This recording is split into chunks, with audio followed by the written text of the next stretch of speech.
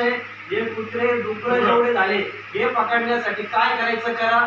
तुम्हाला जी काय मदत लागेल ती सर्वपक्षीय मदत आम्ही राजकारण बाजूला ठेवून तुमच्या पाठीशी उभे राहायला तयार आहे. हे आम्ही सगळ्यांच्या वतीने ग्वाही. पालिकेचा अनागोंदी कारभार सुरू असून प्रशासक शांताराम गोसावी यांचा पालिका कर्मचारी व अधिकाऱ्यांवर कुठलाही प्रकारचा अंकुश नसून सध्या शहरात सर्वत्र अस्वच्छता असून मोकाट डुकरे व कुत्र्यामुळे नागरिकांना व लहान मुलांना घराच्या बाहेर निघणे मुश्किल झाले आहेत. नुकतेच 3 लहान मुलांना चावलेले मोकाट कुत्र्यांचा बंदोबस्त लवकरात लवकर करून त्या बालकांना सर्व दवाखान्याचा खर्च पालिका प्रशासनाने अथवा संबंधित ठेकेदारांनी करावा अशी मागणी भाजपाचे पराग संधान यांनी नगरपालिका प्रशासक शांताराम गोसावी यांच्याकडे केली आहे. तसेच त्यांनी यावेळी पालिकेच्या कारभाराविषयी नाराजी व्यक्त करून पालिकेने आपला कारभार सुधारावा, अन्यथा आम्हाला पुन्हा उग्र स्वरूपाचे आंदोलन हाती घ्यावे लागणार आहे असा इशारा यावेळी त्यांनी दिला आहे. यावेळी त्यांच्या समवेत भाजपाचे शहराध्यक्ष दत्ता काले, शिवसेनेचे कैलास जाधव, बबलू वाणी, विनोद द्राक्षे आदी सर्व आजी माजी नगरसेवक, पदाधिकारी, नागरिक मोठ्या संख्येने उपस्थित होते.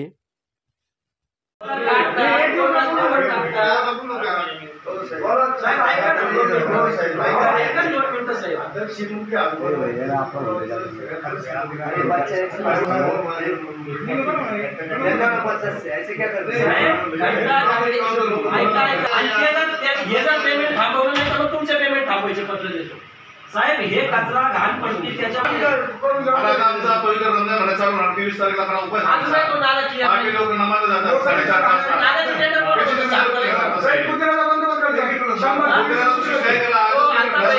मला एक सांगा, नाला स्वच्छ करायचं टेंडर कोणाकडे होतं? तुम्ही हे अशी चुकीची उत्तर तुमच्या तरी टेंडर काय होतं? शहरात हनुमाननगर, आयशा कॉलनी, संजय नगर, सुभाष नगर जवळजवळ 5-7 ठिकाणी कुत्र्यांनी लहान लहान मुलांना चावा घेतला आणि मुलांना फार मोठ्या प्रमाणावर जखम झालेली आहे. सरकारी रुग्णालयात सुद्धा त्यांना घेतलं नाही. शेवटी त्यांना फडके हॉस्पिटलला ॲडमिट करावं लागलं. आणि सगळ्या 2-2, 4-4 वर्षाची लहान मुलं आहे आणि त्यांचे पालक सगळे हातावरचे आहे, ज्यांना 60,000, 1 लाख रुपये असा खर्च आहे. हा विषय घेऊन आम्ही नगरपालिकेत CO साहेबांकडे आलो होतो. नगरपालिकेचा अनागोंदी कारभार, कर्मचाऱ्यांवर कंट्रोल नाही, कॉन्ट्रॅक्टरवर कंट्रोल नाही, त्याच्यामुळे शहराचं आरोग्य सर्व धोक्यात आलेलं आहे. स्वच्छतेचं काम होत नाही, त्याच्यामुळे कचरा घाण सगळी पडलेली असल्याने कुत्रे डुकरं शहरात प्रचंड प्रमाणात वाढलेले आहे. गेल्या 3 महिन्यापूर्वी जानेवारीमध्ये आदरणीय विवेक भैया कोल्हे यांच्या मार्गदर्शनाखाली आम्ही शहरातील हे प्रश्न घेऊन नगरपालिकेत आलो होतो. त्यांना त्यावेळी इशारा पण दिला होता, परंतु मध्ये आचारसंहिता आल्यामुळे आम्हाला त्याच्यावर काही त्यांच्याशी बोलता आलं नाही. म्हणून आम्ही आत्ता परवा दिवशी त्यांना सगळ्या विषयांचं पत्र दिलं का 27,000 मालमत्ता धारकांचं जे चुकीचं सर्वेक्षण झालं होतं त्या एजन्सीवर गुन्हा दाखल करा. खुले नाट्यगृहाचं 1 वर्ष झालं काम करत नाही, त्याच्यावर गुन्हा दाखल करा. इंदिरापथ व बाकीचे जे रस्ते ज्यांचं खराब काम झालेलं आहे, क्वालिटी नाही, अर्धवट कामं झाले, त्या कॉन्ट्रॅक्टरला पेमेंट देऊ नका, त्यांच्यावर गुन्हे दाखल करा. याच्यावर कोणतंही CO किंवा प्रशासनाने आत्तापर्यंत काम केलेलं नाही. त्यामुळे त्यांना परत आम्ही 8 दिवसाची नोटीस दिलेली आहे की याचं सगळ्यांचं उत्तर आम्हाला मिळालं पाहिजे किंवा कामं झालेली पाहिजे. आणि आज सकाळी जो शहरात जो लहान मुलांना जी घटना घडली, आम्ही CO साहेबांना त्याची मागणी केलेली आहे. तो दवाखान्याचा जो खर्च आहे तो ते मुलांचे पालक करूच शकत नाही, तर तो सर्व खर्च एकतर आरोग्य अधिकारी, CO साहेब नगरपालिकेने सोसावा किंवा त्या कॉन्ट्रॅक्टरच्या बिलातून वसूल करून द्यावा. कारण नगरपालिकेचं स्वच्छता हे सर्व काम करण्याची जबाबदारी नगरपालिकेची आहे. याकरता प्रत्येक नागरिक घरपट्टी, पाणीपट्टी, स्वच्छता कर हे सगळे कर भरत असतो. आत्तासुद्धा घरपट्टी, पाणीपट्टी भरण्यासाठी शहरात गाडी फिरते आहे, परंतु स्वच्छ पाणी येत नाही. 8 दिवसातून पाणी येतं. आज जेवढं पाणी नळातून पिण्यासाठी वापरलं जातं तेवढंच पाणी लिकेजेस आणि टाक्या ओव्हरफ्लो होऊन वाया जात आहे. वेळोवेळी प्रशासनाच्या निदर्शनास आणून दिलं, त्याच्यावर कारवाई झाली नाही. खराब पाणी येतं म्हणून आम्ही त्यांना विचारलं होतं की तिथं प्रशिक्षित स्टाफ आहे का, याचंही उत्तर ते देऊ शकले नाही. जे नवीन कनेक्शन 1.5 इंचचे 1/2 इंचीत कन्व्हर्ट केले, त्याची पट्टी 1/2 इंची यायला पाहिजे होती.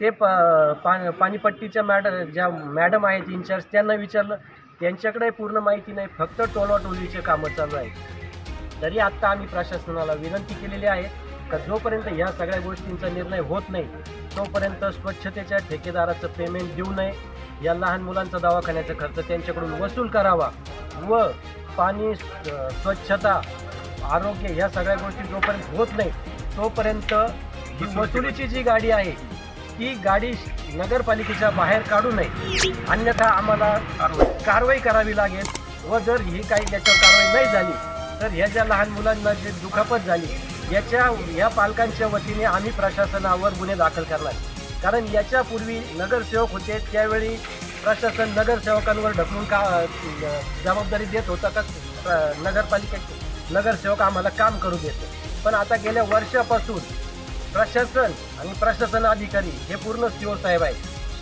शहराचं पालिकत्व त्यांच्याकडे आहे, तर याची सर्वस्वी जबाबदारी ही CO साहेबांची आहे आणि याची जबाबदारी घेऊन त्यांनी आम्हाला 8 दिवसात लवकरात लवकर जी त्यांना हे निवेदन दिलेलं आहे हे सर्व कामांचं त्यांनी शहानिशा करून या सर्व कामं मार्गी लावावी ही अशी नम्र विनंती भारतीय जनता पार्टी व शिवसेनेच्या वतीनं मी प्रशासनाला करतोय, अन्यथा आम्हाला परत आदरणीय विवेक भैया कोल्हे यांच्या मार्गदर्शनाखाली परत नगरपालिकेत बसून पुढील दिशा ठरवावी लागेल का जोपर्यंत आमचे कामं होत नाहीत तोपर्यंत एक तर काम बंद करावं लागेल, नाही तर इथं उपोषणाला बसावं लागेल. एवढे बोलून मी माझे 2 शब्द. साहेब, महत्त्वाचा मुद्दा असा आहे की आज सकाळी 2-3 लहान मुलांना कुत्र्यांनी ताबा घेतला. ज्यावेळेस नगरपालिका प्रशासन त्या डुकरं असेल, कुत्रे असेल त्यांना धरलं जातं तर प्राणीमित्रांचा त्यांना त्रास होतो.